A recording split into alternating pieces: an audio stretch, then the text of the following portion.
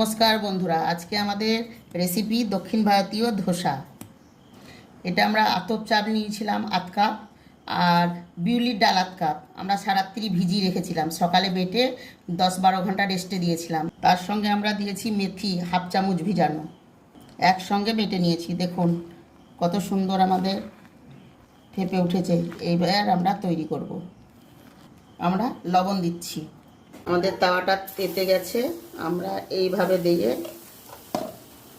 এইভাবে টেনে দেব।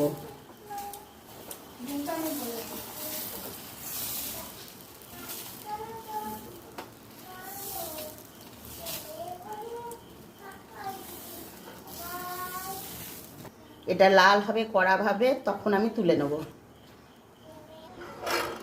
দেখুন ধোসাটা উঠে গেছে, কত সুন্দর। দেখুন তাওয়া থেকে ছেড়ে গেছে, মরমরে এত সুন্দর আমাদের ধোসা। প্লেন ধোসা কত সুন্দর, তার সঙ্গে সাম্বার।